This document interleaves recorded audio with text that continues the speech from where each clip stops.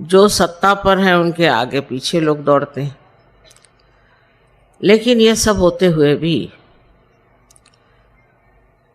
अपनी आत्मशक्ति को खोजना,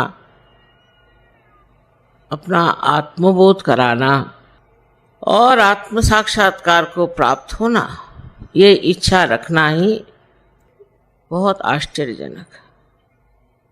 मुझे ऐसी उम्मीद नहीं थी, क्योंकि ये सूक्ष्म चीज है, अत्यंत सूक्ष्म है। ऊपरी तरह से हम हर चीज को बहुत मानते हैं। जैसे है, मैंने बहुत बार आपके सामने उदाहरण दिया कि एक सुंदर सा चित्र अगर आप देख रहे हैं और उस चित्र में बरसात हो रही, बहुत सुंदर फूल हैं, पक्षी उड़ रहे हैं और आप चित्र को देख के बहुत खुश हो रहे हैं। लेकिन उस चित्र की जो अनुभूति है वह आप में नहीं, इसलिए उसकी अनुभूति लेने की आवश्यकता है। और अनुभूति लेने के लिए एक बहुत सूक्ष्म विचार चाहिए। वो सूक्ष्म विचार आपके अंदर जागृत हो गया, यही कमाल है कि हमने अभी तक यथार्थ को पाया नहीं, हमने अभी तक असलियत को पाया नहीं। कोई न कोई ऐसी चीज है जिसके पीछे हम भागते हैं, उसमें सत्य नहीं है। और इस प्रकार मनुष्य कहां से कहां भटक जाता है। बाह्यता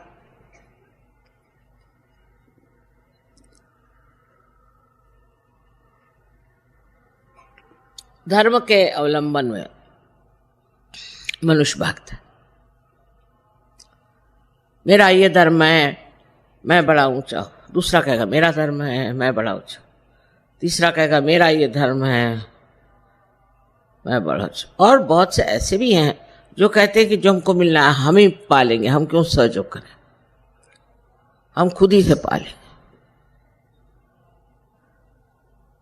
इस प्रकार दो तरह के लोग देखे गए। एक तो जो अपने अहंभाव में खो गए और दूसरे जो हैं वो शरणागत होकर गलत चीजों में घुस गए। ये दोनों तरह की व्यक्तियां सूक्ष्मता में नहीं उतर सकते। उसी में उनको मौज आती, उसी में आनंद में है। एक सोचता है कि मैं तो बस इस चीज में पड़ा हूं, अब मैं बस रात दिन भजन कीर्तन, सवेरे 4 बजे उठ करके पठन करते रहता हूं। एक साहब मुझे मिले थे, अभी जवान थे। मैंने उनसे कहा कि सहयोग में आने के लिए तुमको कुछ करना नहीं। कहले कुछ नहीं करने का। मैंने कहा नहीं कुछ नहीं करना। तो कहने लगा फिर सवेरे से उठ के करना क्या? कुछ तो करना ही चाहिए सवेरे से उठ के।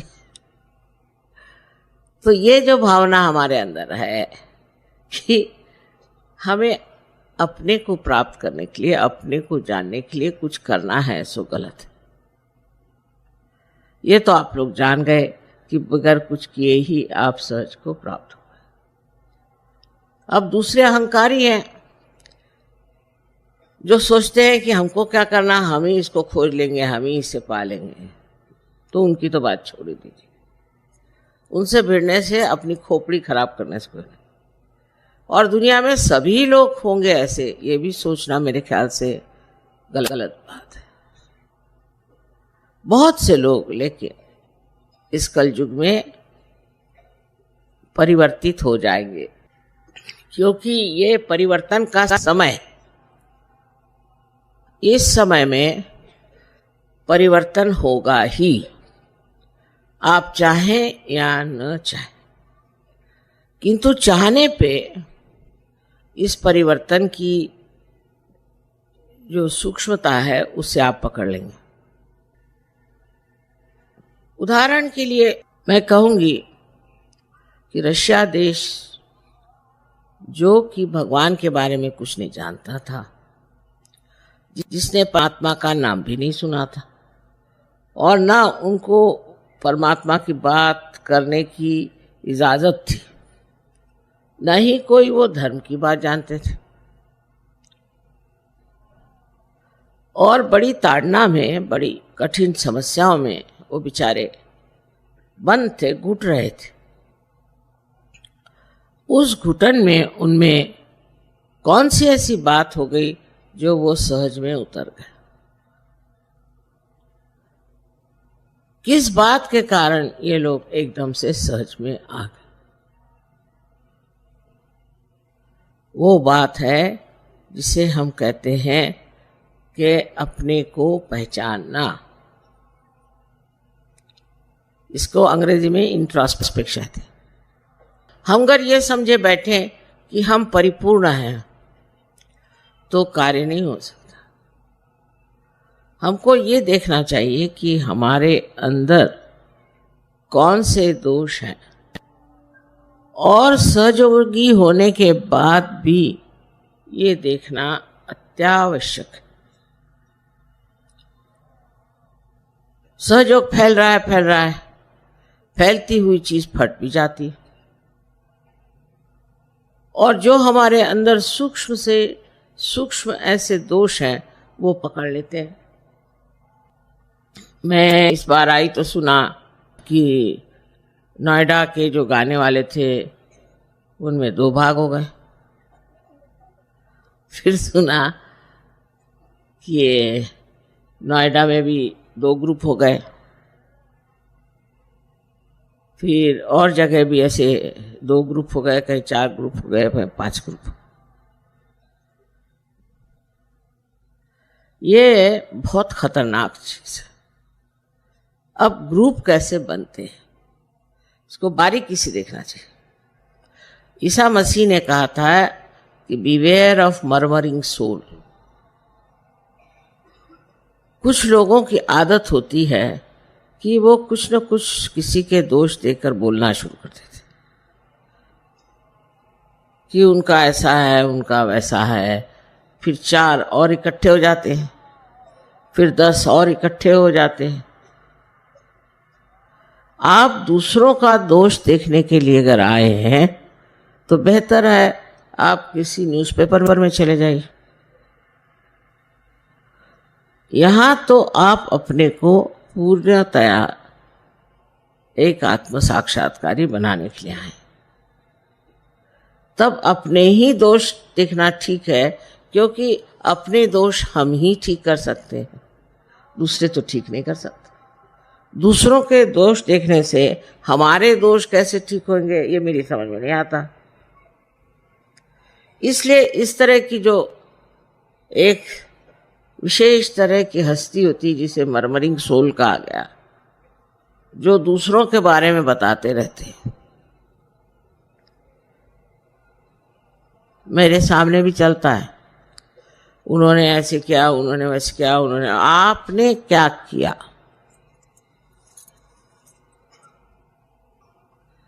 ऐसे चक्कर चल पड़ते हैं।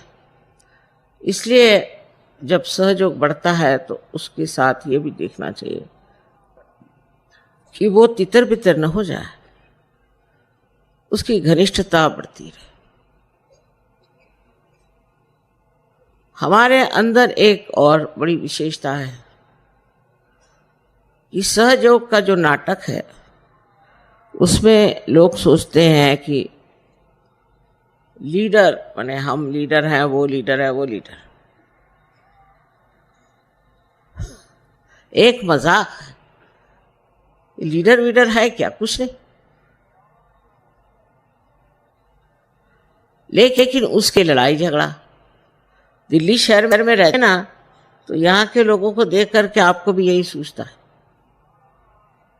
ये सब नामधारी है, इसमें कोई खासियत नहीं।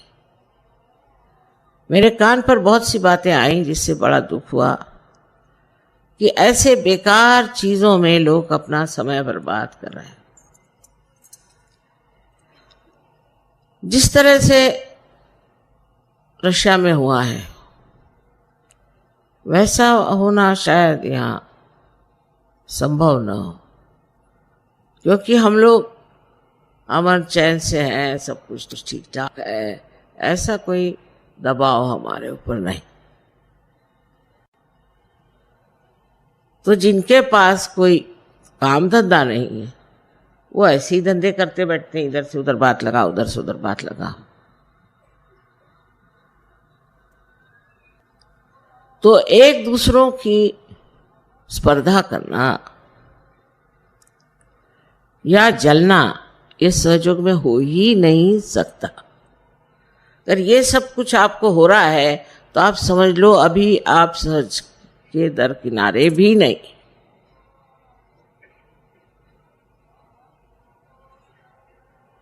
अपनी ओर नजर करके देखिए कि आप क्या क्या गंदगी इकट्ठी किए हुए हैं, जिनकी सफाई होना नितांत आवश्यक। अपना देश तो मशहूर है कि हम लोग बहुत झगड़ालू हैं, आपस में झगड़ते ही रहते हैं, कभी एक दूसरे से पटती नहीं। और हम तो कहते हैं ये प्रेम की महान शक्ति है। इस महान शक्ति में भी अगर यही कार्य हो रहा होगा तो आप में सूक्ष्मता कैसी आएगी और आप उस परमानंद का अनुभव कैसे लेंगे, मेरी समझ नहीं आता। तो ऐसे अगर कोई बड़बड़ाने लग जाए तो उससे कहना चुप रहिए, हमें सुनना नहीं है। एक दूसरे की बुराई अगर कोई सहयोगी करे तो वो दोनों ही सहयोगी नहीं है, सुनने वाला भी और सुनाने वाला भी। और इस प्रकार जब हम अपने को स्वच्छ कर लेंगे तो एक बहुत सुंदर सहयोग का अभियान हो जाएगा। फिर आप अनेक लोगों को प्यार कर सकते हैं, अनेक लोगों में आत्मदर्शन हो सकता है।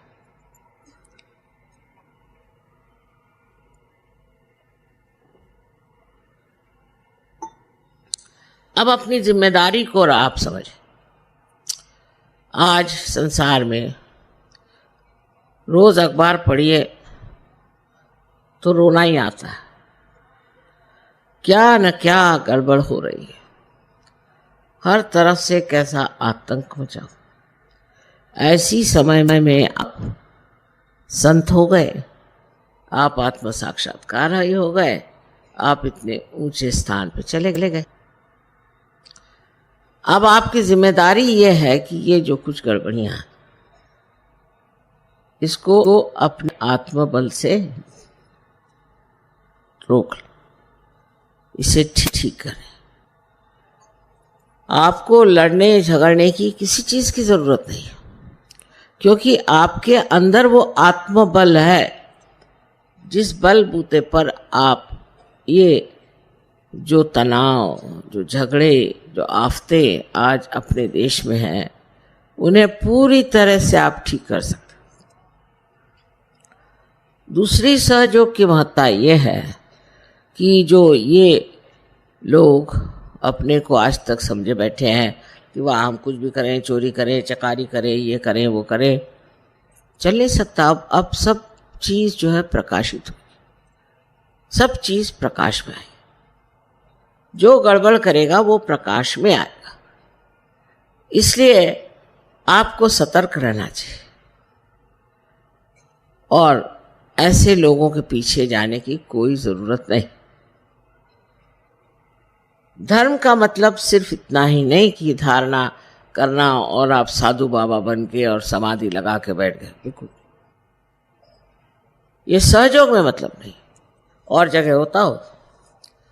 लेकिन धर्म का मतलब यह है कि जो धर्म आपने धारण किया, जिस धर्म के कारण आपके अंदर इतनी विशेषताएं आ गई, जिसके कारण आज आप आनंद विभोर हैं, वो धर्म भी दूसरों में बांटे और इस धर्म के अपने माध्यम से दर्शन दें। आपको देखकर लोग कहें कि ये कोई विशेष है। लेकिन आप अगर और लोगों की तरह ही आपसी लड़ाई, और तमाशगिरी करें तो कौन मानेगा कि आप सहयोगी हैं?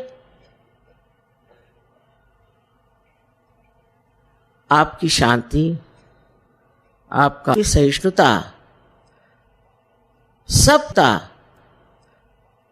सब कुछ एक साथ देख करके कोई भी अचंभे में पड़ेगा। और आपके अंदर सारी शक्तियां हैं। आपको हाथ चलाने की जरूरत नहीं, कुछ कहने की जरूरत नहीं। करने वाले बहुत बैठे हैं, आप जानते हैं इस बात को। और वो जो करने वाले हैं वो सब कर बैठेंगे, सिर्फ आप शांतिपूर्वक अडिग देखते मात्र रहें। सारा नाटक आप देखते रहें जो आप कर सकते। तो एक तरफ तो अपनी ओर नजर होनी चाहिए कि मैं क्या कर रहा हूं, मैं कौन से गर्त में घुसा जा रहा हूं, ये 4 लोग बड़बड़ा रहे हैं, मैं इन्हीं के साथ लग गया हूं क्या? और दूसरी तरफ नजर बाहर कि मेरे कारण कुछ लोगों को लाभ हो रहा है कि नहीं, कि मैं अपने स्वार्थ के लिए सहयोग में आया। अब पहले से हालत बहुत ठीक है। शुरू में तो ऐसी चिट्ठियां आती थी कि बस मेरे माँ के बाप के फलाने के ठिकाने के टुकाने के कुछ के उसको बीमारी हो गई, माँ उसे ठीक करो। सारे दुनिया के ठेकेदारी और सहयोगी भी बहुत लगे रहते थे। अब वो चीज छुड़ी, उतनी खुदगर्जी खत्म हो गई। अब दूसरों के बारे में जरूर सोचने लगे, पर तो भी ये जिद है कि आपको तो आना ही पड़ेगा लखनऊ या कानपुर, आना ही पड़ेगा, या बाराबंकी तो आना ही पड़ेगा। लेकिन बाराबंकी से आप लखनऊ तशरीफ क्यों नहीं ले आते? मैं तो जगह दुनिया भर में मारे मारे फिरूं, लेकिन आप 10 मील भी नहीं आ सकते हुजूर। ये भी कोई तरीका है? और उस पर बड़े सोचिए कि बड़े पैमाने पे गदर हो जाता है। चलो भाई, मैं जहां कहते जाने को तैयार हूं, पर हर जगह तो मैं नहीं जा सकती हूं। तो मैं देखती हूं कि इसमें भी एक अहंकार तो नहीं कहूंगी मैं, पर एक चिपका हुआ सिक्का है कि हम लखनऊ में रहते तो लखनऊ, बम्बई में रहते तो बम्बई, और दिल्ली में रहते तो दिल्ली। अगर माँ एक मर्तबा दिल्ली नहीं आए तो सब लोगों की हालत खराब हो जाए। दिल्ली जरूर आए, और फिर लखनऊ जरूर आए, फिर बनारस जरूर आए, फिर कलकत्ते जरूर आए। ये मैं जो देखती हूँ कि आप इतने स्थानिक कैसे, लोकलाइज जिसको बोलते हैं। फिर कहेंगे कि नहीं आप नोएडा आइए, नोएडा नहीं आते तो और कोई यहाँ गली कूचे बहुत है वहाँ आ जाइए। दूसरा रोना ये कि मेरे घर आपको आना है। अब इतनों के घर जाने के लिए कोई नया जन्म लेना पड़ेगा। इस पर भी बड़ी नाराजगी कि माँ आप मेरे घर आई नहीं, मेरे घर आके आपको खाना खाना है। फिर ये मेरा बेटा है, फिर ये मेरा पति है, मेरी पत्नी है, मेरा मेरा मेरा मेरा मेरा। जब तक ये ममत्व नहीं छूटने वाला, तब तक आप सहयोग में कैसे उतरेंगे?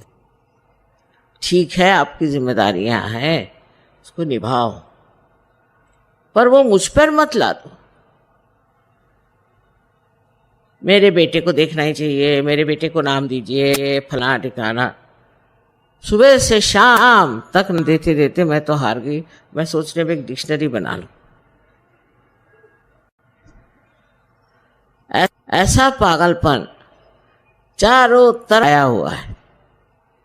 अगर मैं कह दूं कि मैं नहीं आ सकती तो हो गया, मतलब फिर उसके बाद तो समझ लीजिए कि वो कहेंगे कि माँ हमारी क्या गलती हो गई, हमने कौन सा पाप किया। अरे भाई नहीं आ सकती मैं, इसमें कोई पाप नहीं है। तो ये बड़ी सूक्ष्म चीज है, इसको समझना चाहिए। ये चिपकी हुई चीज है आपके अंदर, ये मेरा तेरा। कबीरदास जी ने एक बड़ी सुंदर बात कही कि जब बकरी जिंदा होती है तो मैं करती है, जैसे हम लोग भी करते हैं। पर जब मर जाती है तो उसके दांत से धुनकनी की तांत बनाते हैं, और जब धुनकनी चलाई जाती तो कहते तू ही तू ही तू ही। जब तक ये तू ही का हमारे अंदर स्वर नहीं चलेगा, आप मुझे इसके लिए क्षमा कीजिए कि कोई भी काम आपके नहीं हो सकते।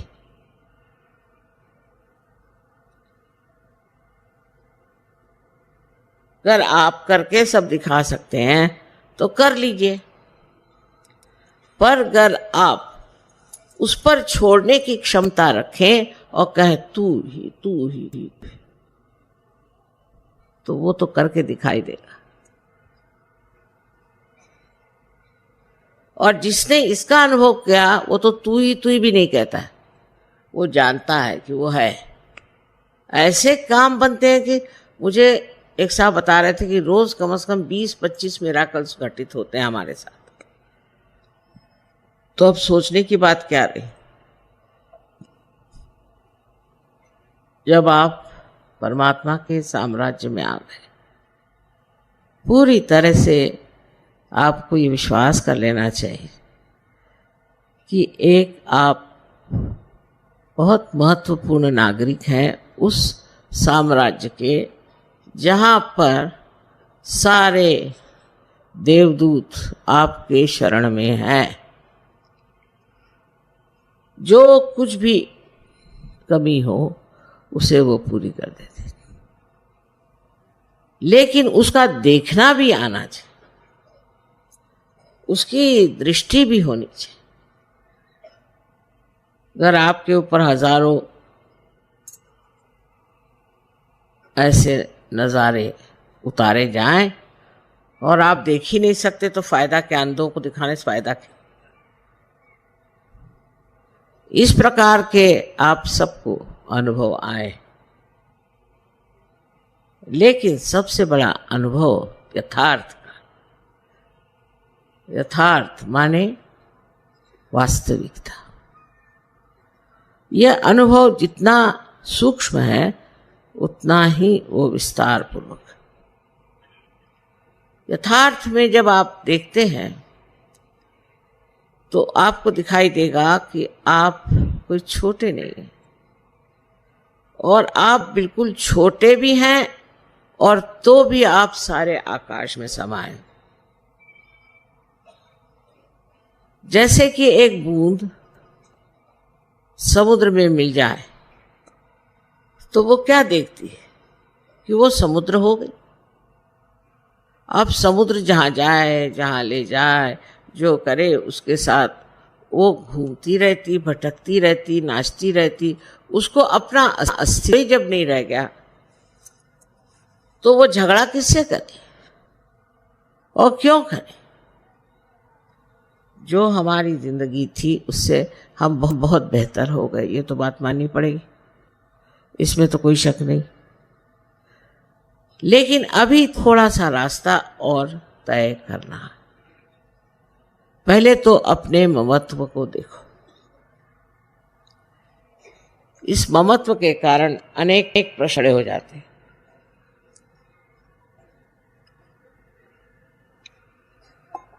विदेश में पहले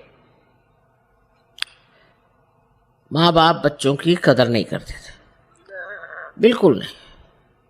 यहाँ तक कि वो चाहते भी नहीं थे बच्चे हो, और हो जाए तो जो चाहते थे कि मर जाए तो अच्छा। और जब सहज में आ गए तो चिपक गए बच्चों से। फिर उनके लिए बच्चों के सिवा कोई सवाल ही नहीं रह गया, बच्चे ही सब कुछ होगा। अजीब चीज है, एक तरह से छूटे तो दूसरे को चिपक गए। और हमारे देश में तो ये चिपकन बहुत जबरदस्त है। हम लोग यही सोचते हैं कि बच्चों के करता दादा धरता हम।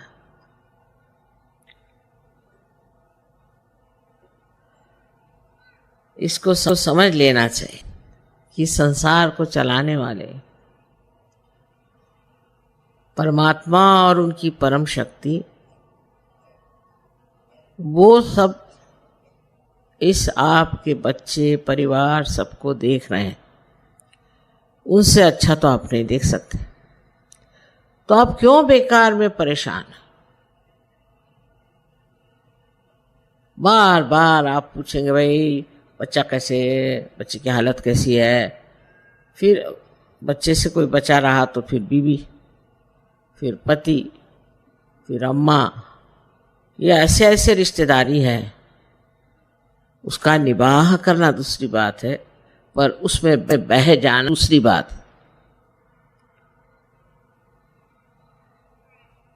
इस ममत्व को तोड़े बगैर आप सहज की मर्यादाओं से बाहर नहीं निकल सकते। सहज की जो मर्यादाएं हैं वो इस तरह से बंधी हुई है। इससे ऊपर उठने के लिए आपको बहुत सी बातों की तरफ ध्यान देना चाहिए। छोटी छोटी बातों को मनुष्य चिपक जाता है। अब मैं नहीं कहूंगी कि आप अस्वाद में उतरे, क्योंकि ऐसे कहने पे तो उत्तर भारतीय लोग तो बिल्कुल परेशान हो जाए कि माँ कहती है स्वाद करो, ना ना, वो तो मैं नहीं कहूँगा। लेकिन स्वाद के पीछे भागने की कोई जरूरत नहीं। रात दिन स्वाद के पीछे भागेंगे, फिर आप सहजोगी कैसे?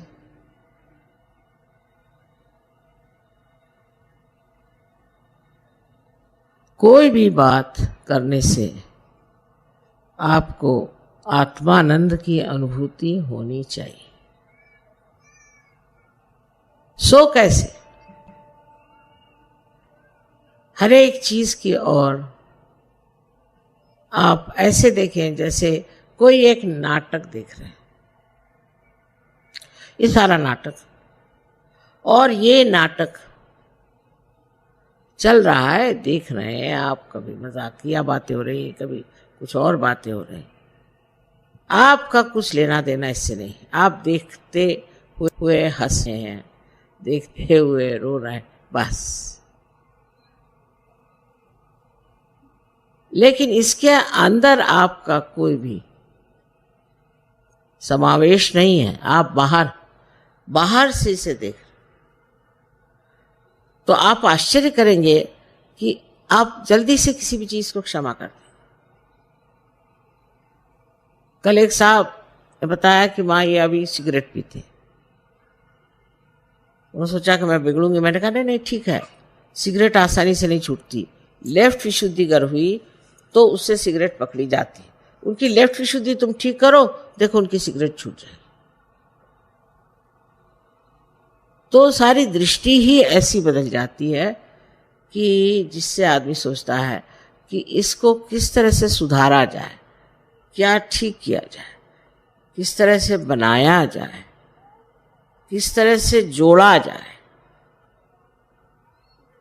एक तरह की जो आज तक बुद्धि हमारी विश्लेषण एनालिसिस करती थी, वो सिंथेसिस, वो सब जोड़ने की क्रिया करती। और उस जोड़ने को जो हम चाहते हैं, पूरी तरह की मदद परमात्मा से मिलती है। आप समझ लीजिए कोई आकर मेरे पास किसी की बुराई करता, एक बार, ये तो हमारी आदत कभी कभी छूटती नहीं ना, तो मेरे पास भी आके बताते हैं वो आदमी ऐसा वैसा। तो कुछ थोड़ा झूठी हो, मैं उससे कहती हूँ अरे भाई वो तो तुम्हारी तारीफ ही तारीफ कर रहा था।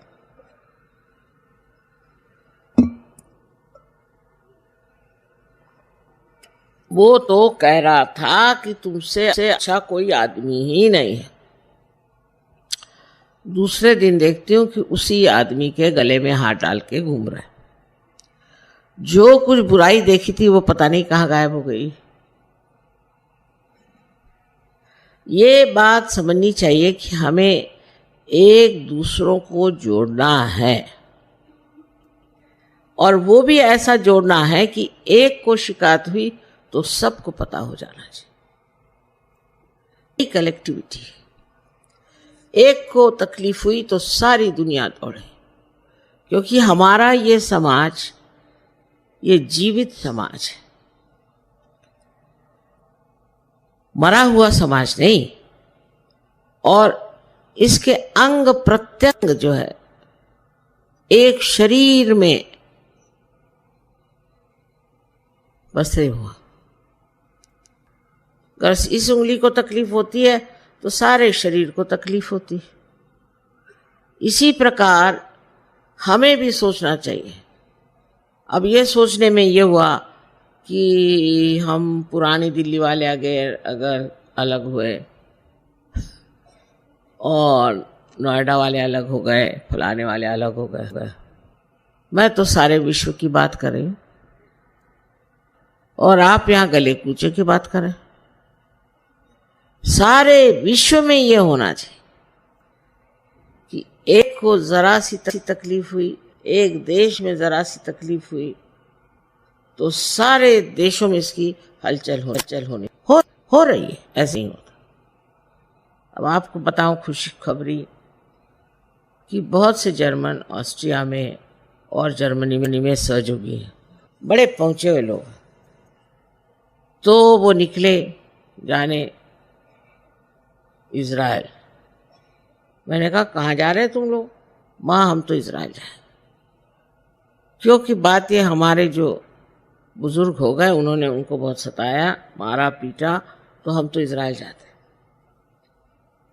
मैं कहा इनको कौन सुनेगा वहाँ भाई, ये तो जानी दुश्मन उन लोगों के। ये वहाँ गए और इज़राइल देश को इसको खड़ा कर सहयोग किया।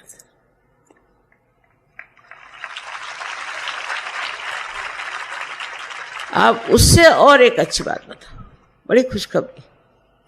मैं इजिप्ट गई तो बहुत मुश्किलों से बेचारों को वीज़ाज मिले, माने इजरायलियों को, क्योंकि इजरायली जो हैं वो माने हुए दुश्मन है मुसलमानों के। पता नहीं क्यों, गलत बात है लेकिन। तो 20 इजरायली वहाँ हैं इजिप्ट में, और मैं देखती क्या हूँ कि वहाँ के इजिप्शियन सहयोगी जो हैं उनके गले मिल रहे हैं, उनसे प्यार की बातें कर रहे हैं। इतने आनंद की बात है कि इज़राइल से इतने दूर से इजिप्ट में आए और वहाँ के इजिप्ट सहयोगियों से दोस्ती कर ली। फिर सारे वहाँ पे कैरो में जहाँ जाना वहाँ सबसे बात करना, ये करना, वो उनके लिए मिठाइयाँ लाए। ये सूझता कब है? मैंने नहीं कहा, ये अंदर से ही सूझता है कि इजिप्ट के लोग हमसे दूर हैं, हमारे दुश्मन हैं, चलो वही प्यार का करिश्मा देखें। और पहुंच गए। मैं पहुंची, उसके दूसरे दिन मैंने आए कैसे? आ गए, वीजा भी मिल गया, सब हो गया, हम आ गए। ये पहली पहचान कि किस तरह से प्यार का दान आप दूसरों को दे सकते हैं। लेकिन ये तो तभी होगा जब आप अपने से हटेंगे, जब अपने ही अंदर आप कूद रहे हैं तो बाहर क्या होगा?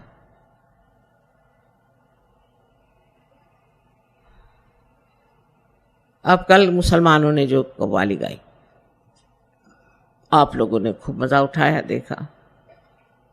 ये मुसलमान भी कितने दिन बाहर रह सकते हैं, ये भी अपने अंदर घुसेंगे, आप देख लीजिए। पर आपकी वृत्ति जो है वो ये नहीं होनी चाहिए कि मुसलमान खराब हैं और हिंदू अच्छे हैं। ये बिल्कुल गलत बात है। यहां तो जातीयता इतनी जबरदस्ती, वो तो हट गई। अमेरिका में देखिए बहुत बड़ा प्रश्न है काले और गोरों का। हम लोगों को तो वो ब्राउन लोग कहते हैं, ना इधर के रहे ना उधर के, पर काले और गोरे वहां बड़ा झगड़ा। लेकिन सहयोग में आपको समझ में नहीं आएगा, सब बैठे हैं, कोई काले हैं, कोई गोरे हैं, कोई ब्राउन है, सब सहयोग में बैठे, और किसी को ख्याल तक नहीं आता कि किसकी चमड़ी कौन से रंग की है, बिल्कुल नहीं। एक दिन मैंने किसी से पूछा कि साहब वो हैं तो वो गोरे हैं? कब देखा नहीं माँ, पता नहीं, फिर सोचने लगा देखा नहीं, देखा ही नहीं तुमने? हाँ हमने देखा नहीं। ये तब होता है जब वो सूक्ष्मता अंदर में प्रकाशित होती है, और ये सूक्ष्मता प्यार की है। प्रेम से जब आप किसी को देखते हैं, एक माँ है, तो शायद वो गोरा बच्चा हो जाए चाहे काला बच्चा हो जाए, वो सबको अपने जी से लगाती है। उसको इतना नहीं विचार आता कि मैं गोरी हूं मेरा बच्चा काला है, वो तो नहीं ना ऐसा सोचती। ऐसे ही ये प्यार की शक्ति है, इस शक्ति के कारण ही सब एक हो सकते हैं। और जब सब हम एक हो जाएंगे तो ये जो हमें अलग करने वाली उपाधियां हैं ये सब गिर जाएंगे, सब गिर जाएंगे। कुंडलिनी के जागरण से जब आप अपने ब्रह्मरंध्र को छेद कर इस चारों तरफ फैली हुई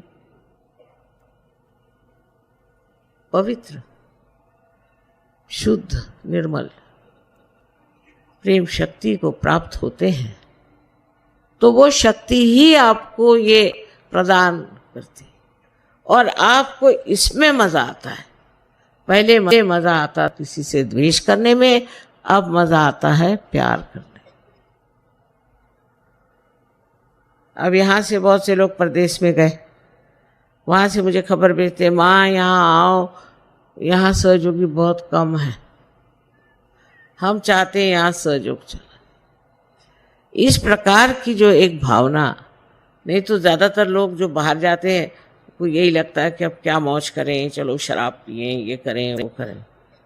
इन सहयोगियों को एक ही भी कि और सहज आएंगे, बगैर सहयोग के हम कैसे जी सकते हैं, ना क्लब ना कुछ करेंगे, बस उनको यही एक लगा।